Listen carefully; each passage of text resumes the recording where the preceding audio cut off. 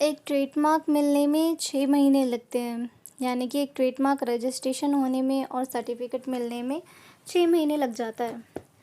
अगर आपको कोई भी बोल रहा है कि 6 महीने से पहले रजिस्ट्रेशन हो जाएगा, 1 दिन में रजिस्ट्रेशन हो जाएगा, 1 महीने में हो जाएगा, that's not going to happen.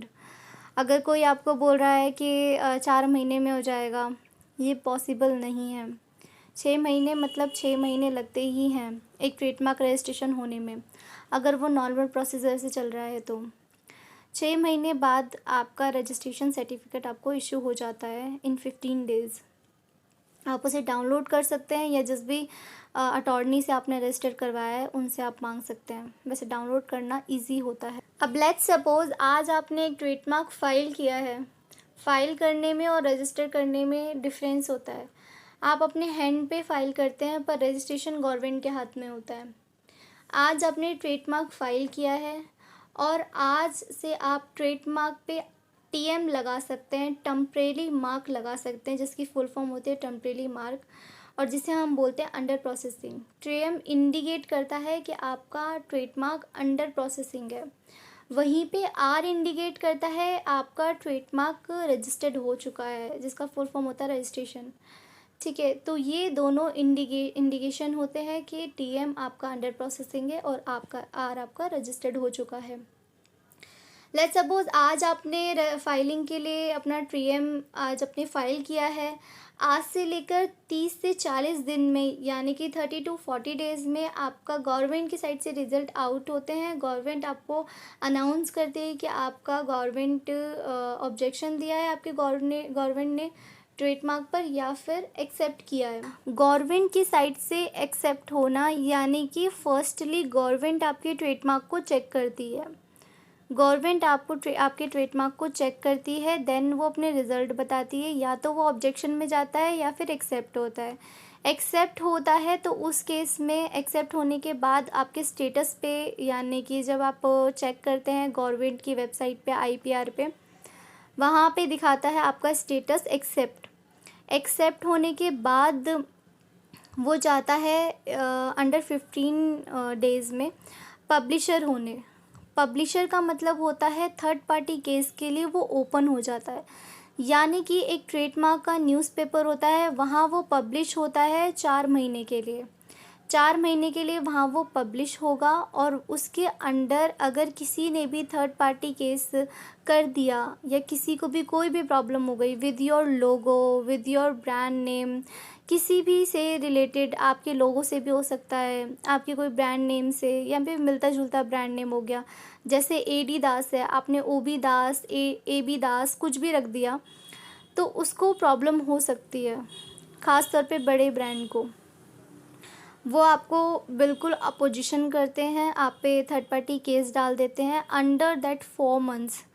But अगर किसी को कोई प्रॉब्लम नहीं होएगी इन दैट केस कि आपका ब्रांड यूनिक है, तो वो ईज़िली 4 मंथ्स कंप्लीट कर लेता है। और 4 मंथ्स कंप्लीट करने के बाद आपका अंडर 15 डेज़, 4 मंथ्स के बाद 15 दिन लगते हैं, आपका रजिस्ट्रेशन सर्टिफिकेट आपके हाथ में होता है। बट आपको हर 10 ईयर्स में उसे रिन्यू करवाना होता है।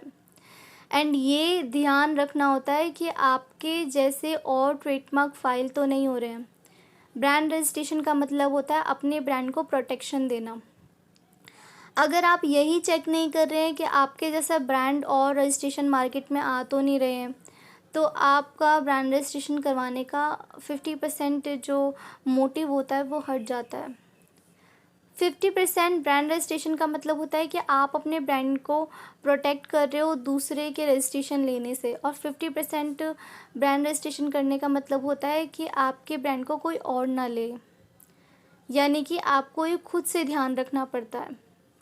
जैसे 4 महीने के लिए आपका ट्रेडमार्क रजिस्ट्रेशन थर्ड पार्टी के लिए ओपन हो जाता है केस करने के लिए। वो थर्ड पार्टी आप जैसे ही लोग होते हैं जिन्होंने ऑलरेडी फाइल किया हुआ होता है ट्रेडमार्क।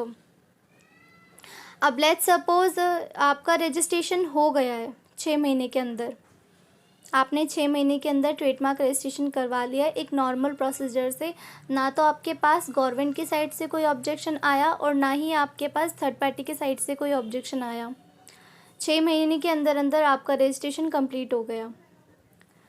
अब वो जो थर्ड पार्टी केस का जो 4 महीने का प्रोसेस था, उसमें वो लोग आपको अपोजिशन डालते हैं जो आपसे पहले अपना ट्रेडमार्क रजिस्ट्रेशन करवा के अपने हैंड पे ले रखा होता है उन्होंने रजिस्ट्रेशन सर्टिफिकेट। अब वो आप बन चुके हो क्योंकि आपका ट्रेडमार्क रजिस्टर्ड हो चुका है, तो वो आप भी पता लगा सकते हो कि आप जैसे कौन से ऐसे ब्रांड है जो मार्केट में न्यूली लॉन्च हो रहे हैं। गवर्नमेंट की साइड से कुछ अटॉर्नी पास करवा देती है अगर सिमिलर ब्रांड मार्केट में ऑलरेडी है या थोड़ा बहुत मिलता जुलता है, बट थर्ड पार्टी केस में कोई भी उसे नहीं रोक सकता। अगर आपको कोई प्रॉब्लम है तो आप उस पर केस कर सकते हो, इसमें कोई प्रॉब्लम नहीं है। ये होता है नॉर्मल प्रोसीजर, बिना किसी गवर्नमेंट केस के, बिना किसी थर्ड पार्टी केस के, कि आपका 6 मंथ में रजिस्ट्रेशन हो जाता है, एंड दैट इज़ कॉमन। अगर आपका ब्रांड रजिस्ट्रेशन जो ब्रांड है या लोगो है वो यूनिक है तो 6 महीने के अंदर अंदर आपका रजिस्ट्रेशन होना पक्का है। बट अगर आपने किसी से मिलता जुलता सिमिलर या फिर कोई भी ऐसा ब्रांड लिया है, जैसे KAT कैट होता है वैसे CAT कैट होता है, दोनों होता तो कैट ही है। इसका मतलब है कि अगर दोनों कैट प्रोनाउंस हो रहा है तो आपका वो उसमें अपोजिशन आएगा और थर्ड पार्टी केस भी आएगा। ये आपको एक अच्छी अटॉर्नी ही बता सकती है कि किस तरीके का ब्रांड नेम आपको फाइल करना चाहिए। तो अपना बिज़नेस ग्रो करने से पहले आप उससे पहले अपना ब्रांड रजिस्ट्रेशन करवा लीजिए, क्योंकि अगर बिज़नेस एक बार ग्रो हो जाता है तो उसमें बहुत प्रॉब्लम्स आती हैं नाउ रजिस्ट्रेशन करवाने इन में। Next video what happened if we receive objection and opposition from government side.